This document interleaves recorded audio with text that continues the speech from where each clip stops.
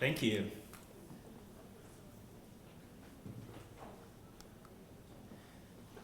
In March of 2011, I sat in silent meditation with about 75 Long Beach residents in front of the central hub of our city, the downtown Walmart, for about 44 minutes.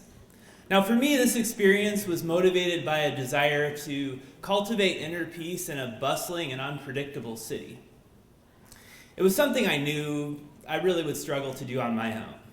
As participants in the global meditation mob movement, we hosted dozens of these sitting meditations in unexpected public places and got mixed reactions from authorities, passersby, and participants. Gandhi once said, and this was the skinny Gandhi, "Each one has to find his peace from within, and for peace to be real, it must be unaffected by outside circumstances." While Gandhi's notion is true to an extent, I believe it's too easily interpreted to mean that generating inner peace is a solo expedition. Instead, I would argue that we as social creatures build our sense of who we are through relationship, and that the kind of peace that comes through working with others to realize our shared vision and goals creates community resilience and the often overlooked self-actualization. So today I want to talk about two projects that I've developed in Long Beach that take on big goals that I could never accomplish alone, and some of the insights and challenges that I've gleaned along the way. So first, let's talk a little bit about time banking, using my experience as the co-founder and steering committee member of the Long Beach Time Exchange. A time exchange network, or time bank, helps its members to share services and skills using time instead of money. So instead of using money as a medium of exchange, you use time credits. And the way it works is simple. An hour of your time is worth 1 credit. And it's really a step up from bartering, because when somebody helps you out, you don't necessarily have to give back to that same person. You give them a credit, and they go turn around and spend that credit with someone else.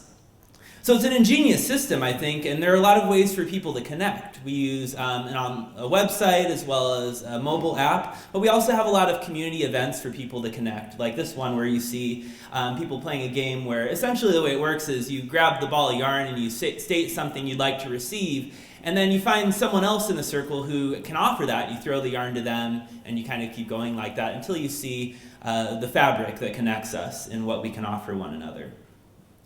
Now, of course, you can imagine this builds great relationships and helps people to meet basic needs, but I think the thing that's very radical about it is that this currency values everyone's time equally.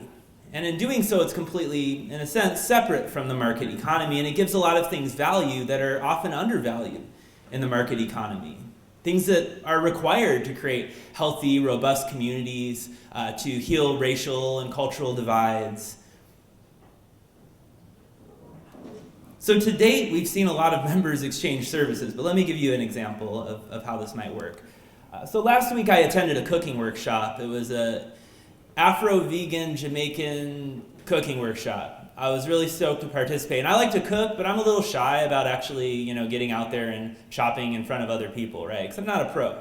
So I was really happy to hear that, we were going to learn some knife skills, and that there was going to be a bit of cultural exchange involved, and that everyone was going to have the opportunity to be part of the process. So I paid just 2 time credits to go to this workshop for 2 hours. Meanwhile, Savannah, who actually hosted the workshop, earned about 8 time credits because she put a lot of time into preparing for it, actually harvesting, some of the ingredients from her garden, going to the store, and helping us with setup and cleanup. So the way that works for her is she earns those 8 time credits from the time bank, and then she can spend those in a bunch of different ways. Whether it's fulfilling some basic needs, like maybe she works 3 jobs and could use someone to help her make some grocery store runs, or maybe it's getting help in her garden, or even getting tutoring for her son. So you can divvy up your time a lot of ways in this system. Now, to date, we've seen nearly 800 members in Long Beach exchange nearly 13,000 hours of service with one another, ranging from gardening to rides to the doctor, from legal assistance to resume building, from bicycle repair to the fine art of making cheese. True story. With a network offering so much, there's a couple of barriers that we've seen, though. It's always fun to focus on how fantastic this is and everything that comes out of it, but I think this is a good audience to talk with about some of the challenges that we see as well. The first is that most of us, or a lot of folks out there who are drawn to this idea, aren't necessarily completely ready to receive help from other people. And on the flip side, there are a lot of folks out there who have a lot to offer, but don't think that they have anything to offer, or they think that what they have to offer won't be valued. And I think this has a lot to do with what the market economy tells us that we're worth. It tells us that we're only worth what our occupation dictates, for example, and it really undervalues a lot of really core aspects to functioning society. But moving back to that reservation about receiving, I think there's also a challenge there. And what we try to do is we try to flip the script on the idea of volunteerism. Well, volunteerism is great, and I applaud everyone who does it. It also doesn't necessarily call into question the fact that some people have more time, resources, and ability to go out and volunteer, and to actually have that unique blessing of being able to be so individually gratified by that experience. Robert Egger, who started the DC Central Kitchen and created an amazing model for creating jobs in the food economy, said that for far too long, volunteerism has been, or charity and volunteerism have been not so much about the liberation of the receiver and more about the actual redemption of the giver. So we try to turn that on its head and say that everyone is an integral part of the community and everyone has equal value in very distinct different ways. So we try to turn that around also and tell folks who are really hesitant to start by receiving help that actually you're giving someone else a gift in doing that. It's not just about you being able to give, but it's opening up space for others to give and to see their value. Most people respond well to that.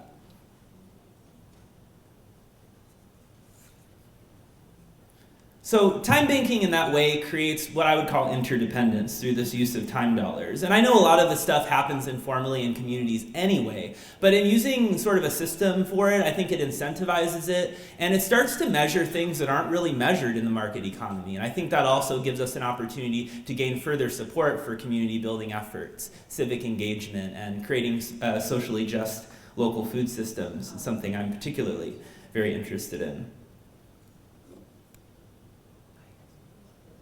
Another challenge is actually figuring out ways to work together through organizations. Since the Time Exchange has a lot of individual members, we also have about 50 organizations that take part in the network, and they're always calling for volunteers, and people are always glad to help. But by using this network, it actually creates more of a sense of intersectionality between our different movements. So we start to see how environmental justice is connected to food justice and how that's connected to school discipline policies and other movements. And the Time Exchange in Long Beach is actually integrated as part of the Building Healthy Communities initiative, which is identified by the California Endowment as 14 different communities across the state that have great need in health outcomes, but also have a lot of great opportunities and resources. So it's really great to be at the front line of this movement and to really be trying to pull partners together in different ways.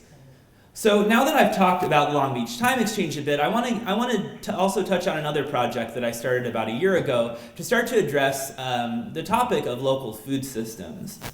That project is called Long Beach Fresh, but let me start off this part with a little bit of context. Oh, actually I skipped the core values of time banks. I'll address those real quick before I move on if you don't mind. So one thing that really makes time banks work, since it's not just about this cute thing you do that's really fun, it's really about instilling different values into our society and using currency to do that, recognizing that, first of all, traditional dollars have value systems that are attached to them. And if we want to change the way we think about our relationships with other folks, we can do that by using a currency that instills different values. So we acknowledge that everyone is an asset in the community and that everyone has something to give. We really value reciprocity and understanding that helping works better as a two-way street.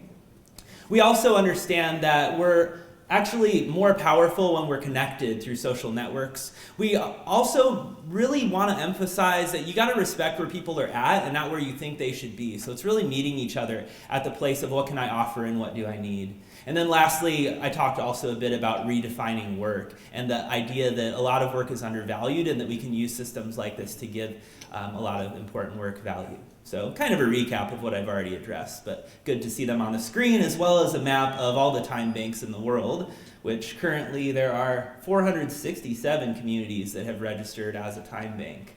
And they're all different, and they're all in different neighborhoods to a certain extent. I mean, there are several in LA and Orange County as well, and they all have different functionings, but they all have very similar core values. So let's move on to talking a little bit about my work with Long Beach Fresh, which will be a bit shorter because it's a newer project, and a bit of context to start off. Oh, that's my time banking profile, so I'm getting stuck on time banking because it's so exciting, but you see that I've actually made 226 exchanges throughout my time as a time banker, but guess what my account balance is? Anybody want to venture a guess? Like, how many time credits have I amassed through doing 226 exchanges? You're right on point, 0, but actually I'm at -4. So for what that's worth, and that slight feeling of debt to community comes with a great sense of connectivity and really knowing that I have a community of people who have my back. If I'm in need, that I've developed those relationships. And for many of the folks on our initial steering committee years ago, we realized after about a year of working together that we were all transplants whose families lived out of town. So it's great to be able to build those sort of support networks around shared values. Okay, so now I'm really going to move on to food. In 2010, 83% of Long Beach residents consumed less than the recommended 5 servings of fruits and vegetables per day. And a whopping 8% of the population consumed none, or less than 1, fruit or vegetable per day. The lack of good food consumption in Long Beach, like many urban cities, is also tied to great inequalities in fresh, healthy, natural, and affordable food access, and is combined often with predatory marketing of unnatural processed foods. You gotta love this one. And the thing that's interesting about this ad campaign is they really hijacked the style of like local, good, healthy artisan food marketing and are trying to flip that on its head. So we have a lot of this, right? And what we're really marketing in many cases are empty calories, saturated fat, and a lot of sodium. And they think that's what we really want. But we know we want better food systems. And so a few years ago, I noticed that a lot of folks were organizing in Long Beach to fill the gap, but they weren't necessarily talking to one another. So there are a lot of projects, small businesses, and nonprofits starting up. And we saw an opportunity to create more of a collaborative hub for those organizations and businesses. Everything from looking at food redistribution programs like Food Finders and Project Plateful, looking at conscious chefs who are educating in our schools, looking at our several sustainable urban farms, our many community gardens, our community produce swaps, a lot of our small batch food producers coming up through cottage law, and a lot of the healthy markets that we have in areas that are considered food deserts because they don't have grocery stores, but actually they have these vibrant local small corner stores. So there's a lot going on, and we wanted to find a way to connect it a little bit better. So we launched Long Beach Fresh to help people connect with their food and to help people in the food system connect with one another.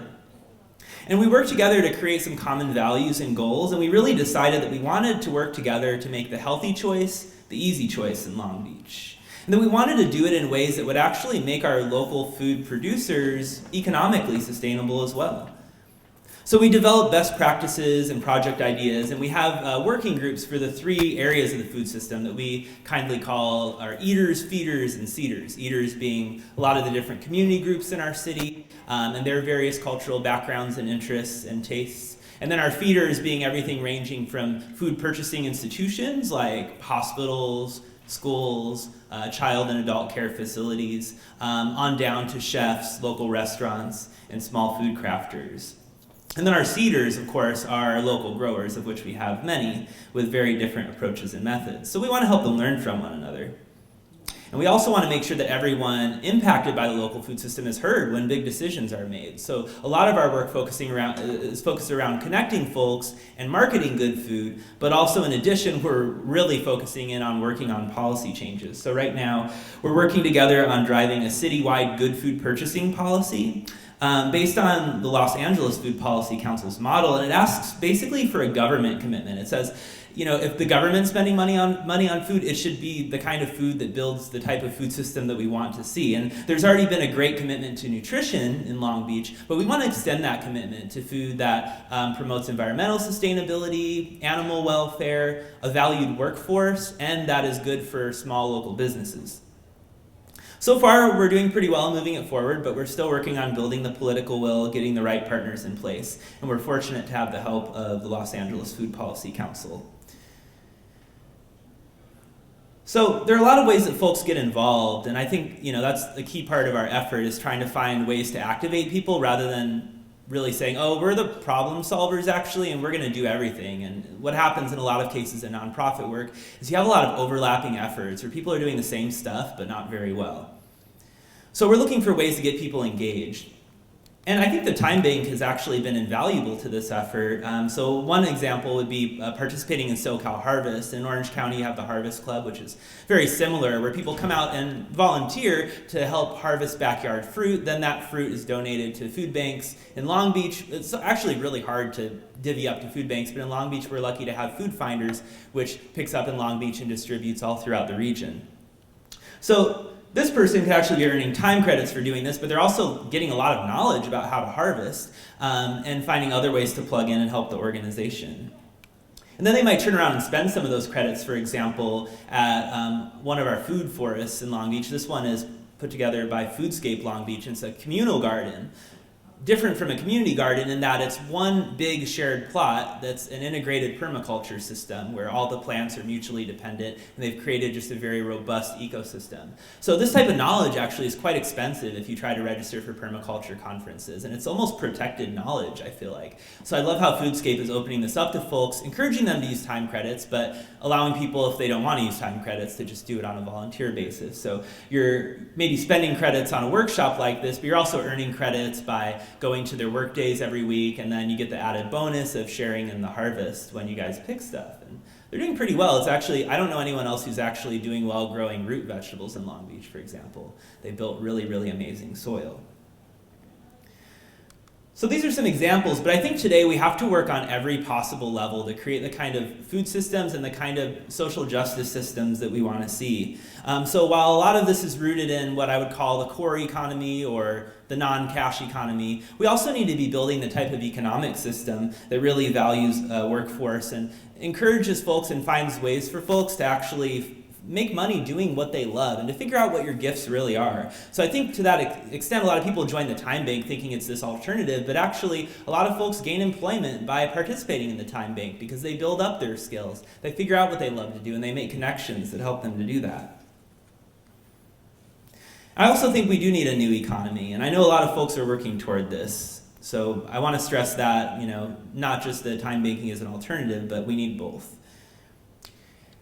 So in closing, I want to reflect for a moment on the fact that we're often really commonly scared to collaborate. I mean, we can talk about collaboration as this really sexy, fun thing where we get so much excitement out of it, but really it's hard. It's hard to find our mutual goals when a lot of our work is so sectionalized into different compartments, especially in academia, for example. We fear that if we allow ourselves to be seen as not being self-sufficient, that we'll be seen as weak and preyed upon.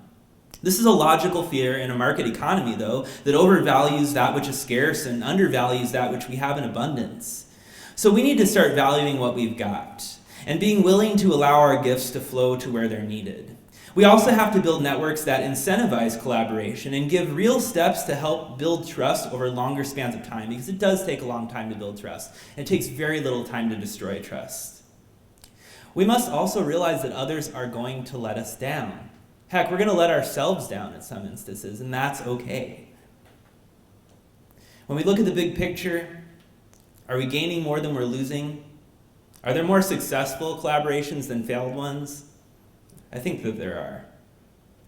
So today I've discussed my efforts to build 2 collaboratives in Long Beach Time Exchange and Long Beach Fresh. And while I could talk to you about a few more, I think the insights shared can help us to recognize the importance of identifying shared values across different disciplinary, economic, and social barriers. And I think that's why you're all here. You're the innovators. You're the past, present, and future. So use and create systems that help create paradigm shifts toward goodness, and go forward with gusto. Thank you.